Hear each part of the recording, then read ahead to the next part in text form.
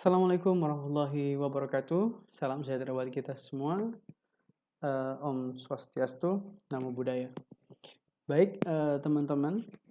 So, last video we have discussed about negotiation in part 1, which discussed about the principles of negotiations, which the nature of negotiation, and then types of negotiation. Well, now we are going to discuss about effective and ineffective negotiators. What is the difference exactly? Oke, karena memang untuk menjadi negosiator ada ciri-ciri yang harus kita lihat orang yang efektif sebagai atau sikap yang efektif untuk menjadi efektif negosiator itu seperti apa, dan juga ciri-ciri dari negosiator yang tidak efektif itu seperti apa.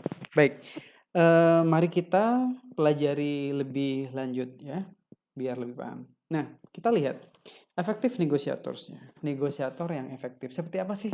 Apakah yang keras, apakah yang ngotot, atau bagaimana? So, check it out ya.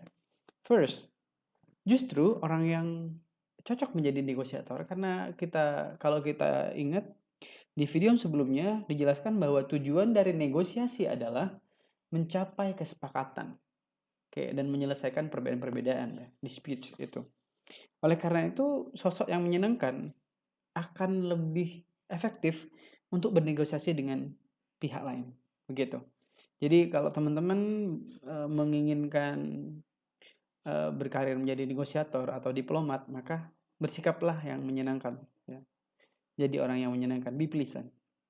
Selanjutnya adalah warm and friendly.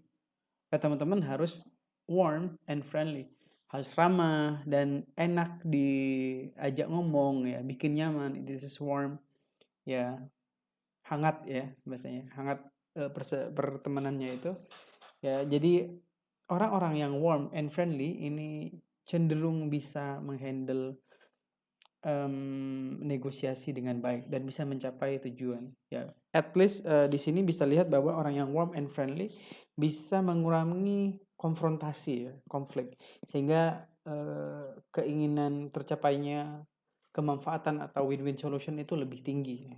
Walaupun kalau kita lihat di video sebelumnya memang ada integrative negotiation dan juga distributive negotiation, tetapi kan harapannya tetap kalau bisa kedua belah pihak saling diuntungkan.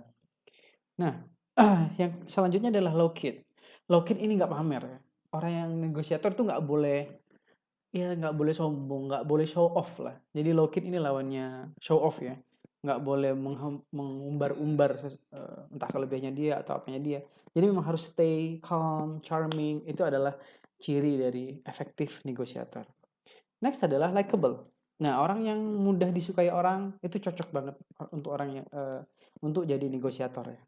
Orang yang gampang disukain. Kalau orang udah nggak suka, itu susah banget untuk membuat sebuah agreement. Maka orang yang likable itu sangat-sangat cocok untuk berada di posisi bernegosiasi. Nah, selanjutnya apa? Selanjutnya adalah agreeable. Nah, kalau orang yang ngomongnya enak, gampang dipahami, dan orang lebih mudah untuk menyetujui, itu adalah contoh-contoh juga dari seorang negosiator yang efektif gitu. Selanjutnya adalah make other comfortable. Ini tentu membuat orang lain nyaman. Maksudnya bagaimana? Contoh misalkan ketika berkomunikasi, melakukan negosiasi, dia tidak memotong pembicaraan, kayak menghargai ya, memberikan respect yang selayaknya, sehingga orang lain nyaman berbicara dengan dia. Tidak dibuat tersinggung gitu. Itu artinya membuat make other comfortable, membuat orang lain nyaman ya. Jadi teman-teman nih kalau memang nanti ingin menjadi seorang negosiator, maka harus berlatih bagaimana membuat orang lain nyaman aja ngobrol ya dengan kalian, dan ya sebenarnya satu paket ya, dengan agreeable tadi ya, teman-teman lebih mudah disetujui, and I think that's kind of the point. Well, selanjutnya adalah ineffective negotiator. Ini kebalikan dari yang tadi. Nah, seperti apa sih ciri-ciri atau trait ya dari negosiator yang tidak efektif? Oke, negosiator yang tidak efektif itu adalah hard bargainers. Ini kalau nawar ini udah parah gitu kan, nawarnya parah, nawar terus-terusan gitu, udah diturunin harganya, nawar lagi, nawar terus sampai parah lah nawarnya, itu tidak cocok untuk bernegosiasi, apalagi negosiasinya jangka panjang. Ini contoh mungkin yang lagi ekstrim, kalau saya survei di antara mahasiswa, yaitu misalkan emak-emak ya atau ibu-ibu yang belanja di pasar, kadang nawarnya itu sedikit ya parah gitu.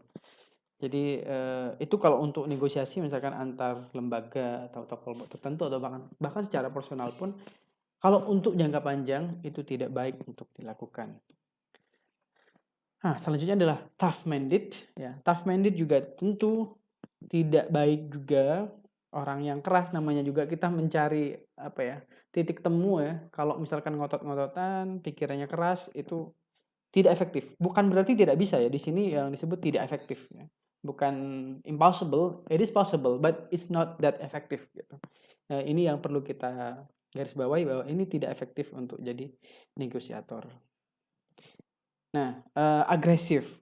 Ya, agresif itu artinya selalu melakukan serangan ya terhadap lawan bicaranya. Itu juga tidak. Karena justru kalau agresif yang ditimbulkan adalah saling em, ingin saling menjatuhkan ya, adanya yang terjadi bukan konsolidasi ya, tapi konfrontasi yang ada.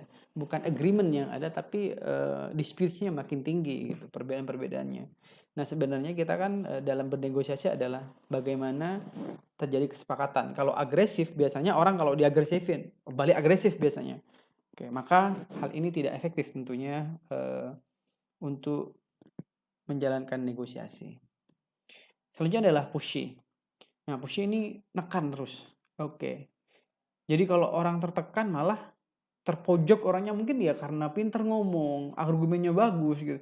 Tapi akhirnya neken. Nah, ini malah kalau orang tertekan biasanya mungkin seandainya itu dengan halus dan tidak terpojok itu bisa oke dengan agreementnya, itu bisa jadi enggak gitu loh. Makanya hati-hati. Hati-hati dengan push ini ya. Ya, selalu nge-push itu tidak tidak terlalu baik untuk atau tidak efektif lah dalam hal bernegosiasi. Selanjutnya yaitu adalah demanding, nuntutnya banyak. Oke. Nah, kita tahu bahwa sebenarnya kenapa harus negosiasi adalah karena ada perbedaan, ada perbedaan pandangan, ada perbedaan belief tentang benefit atau value yang didapatkan kan.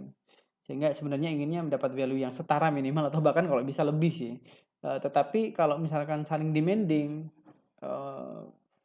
nuntutnya banyak gitu, itu saling tuntut nantinya. Yang pihak kita akan nuntut, pihak mereka juga akan nuntut, ya bukan kesepakatan, lagi-lagi ya udah tidak akan terjadi kesepakatan apa-apa. Oke, terus coercing. Coercing ini maksa.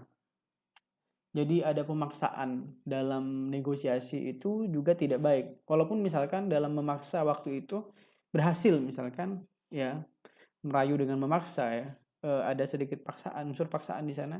Mungkin saat itu kalaupun berhasil oke, tetapi untuk next bisa jadi enggak. Dan ini juga trait atau contoh-contoh atau ciri-ciri dari negosiator yang tidak efektif jika menggunakan paksaan. Oke, baik teman-teman, untuk video kali ini itu saja. Jadi kita fokus membahas antara effective and ineffective negotiators. Jika ada pertanyaan silahkan tanyakan di komen atau tanyakan di grup WA seperti biasa. Thank you. Assalamualaikum warahmatullahi wabarakatuh.